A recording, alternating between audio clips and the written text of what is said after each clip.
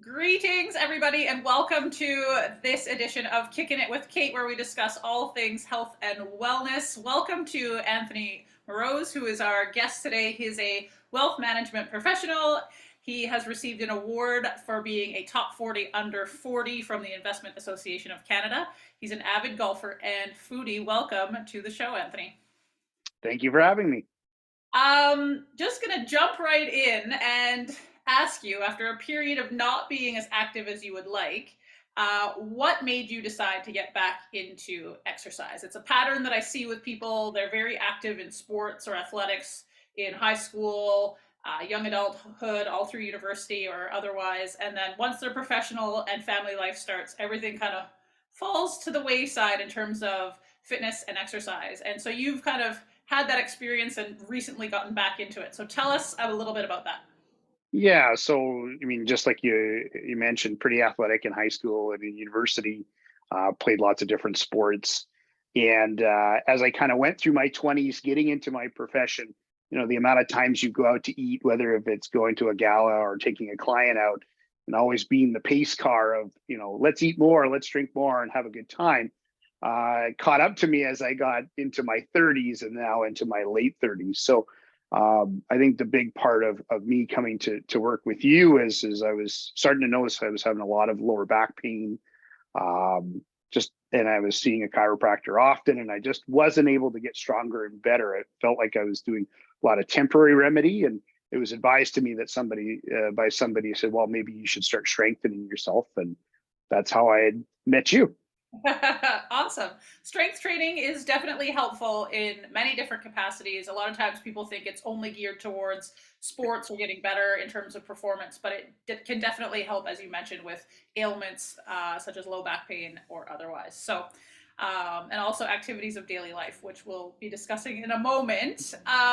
With your busy professional and family life, how are you managing to fit these workouts into your schedule? Do you have any specific strategies that you like to use to make sure that you can get your workouts in? Yeah, so I mean, you and I kind of have a schedule. It's about a month out, and we plan that on Mondays and Fridays we're going to work out with each other at 11 a.m. So for me, having a very busy schedule with clients, I just know at that particular time on those days that I already have an appointment.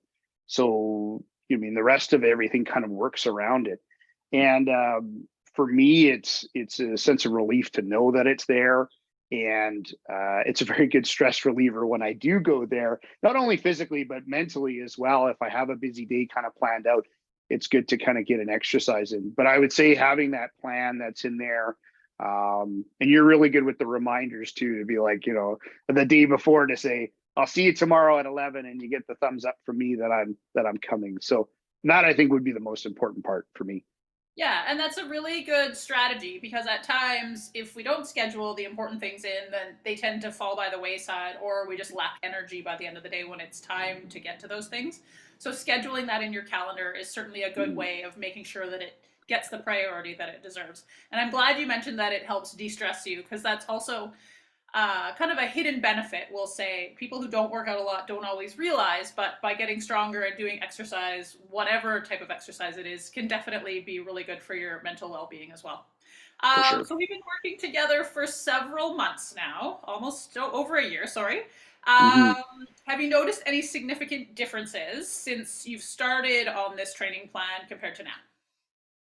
Well, I would say a lot. I couldn't believe how weak my legs were, in my lower body, my core was.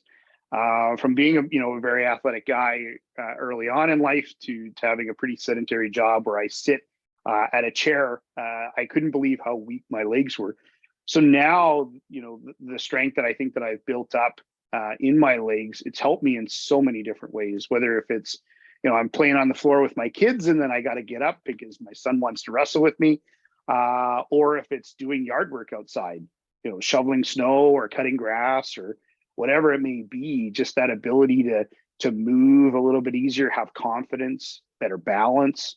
That's where I've kind of noticed it the most. And then I mean, you're just fitting into clothes differently and feeling like I have more energy. Those would be the things that I've noticed the most.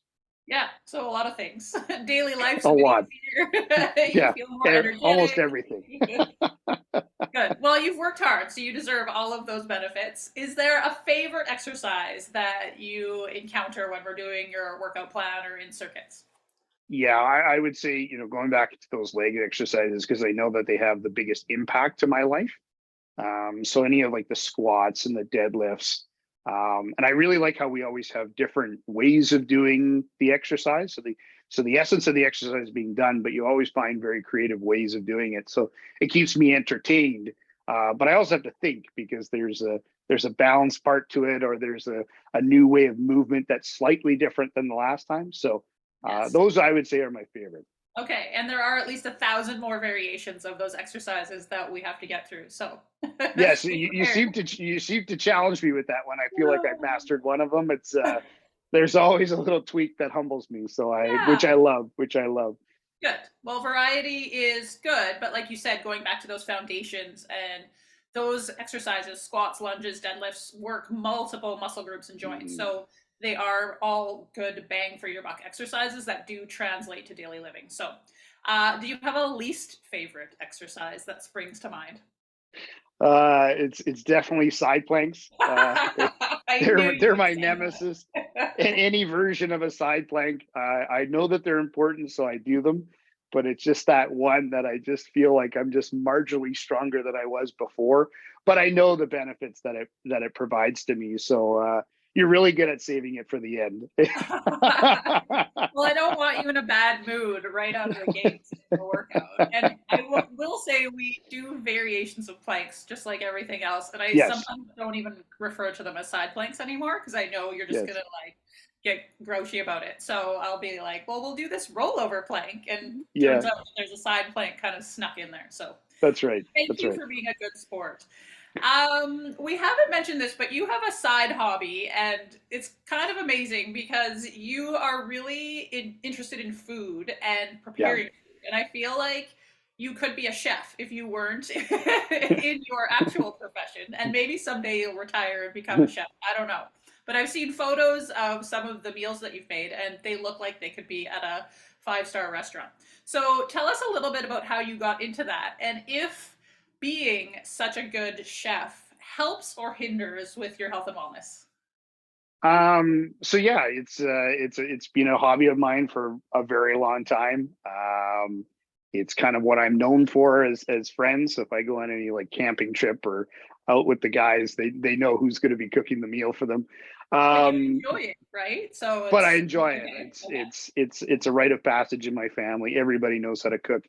But I think for me, it really stemmed from my grandparents, spending time with them in their garden. So growing, vegetables throughout the summertime. That's what's really kind of inspired me as I kind of grew up. And my grandmother in particular, she cooked everything from scratch. Okay. And she's 100 years old now, and she tells everybody that just don't eat anything out of a box. Just make everything from scratch. So for me, the culinary part has taken a little bit of a twist because there's different ways that you can eat food. There's eating food that is going to be the absolute best tasting thing you've ever ate. And many times that can result in it being either having a lot of salt, a lot of sugar, and a lot of fat. And I think for myself, what I really kind of challenged myself in cooking is a lot of professionals will say, eat the rainbow. So meaning that if you have a lot of colors in your food, it will make your plating look a lot nicer, more appealing because we eat with our eyes. So one of the best ways to do that is adding vegetables because they come in all sorts of colors. And so I really kind of challenged myself to incorporate more vegetables into my cooking for the colors and the plating aspect, but just that they're enjoyable to eat. And I've challenged myself to just include more vegetables into my diet. And yes, do I still eat, the best tasting whatevers at times? I do, but I just keep it a little bit more in moderation. That used to challenge me a lot with mindful eating. So if I think that I'm, a fairly good amateur chef, I could probably be creative to add, new vegetables or new things that can make it a little bit healthier. But I still have my good stuff once in a while.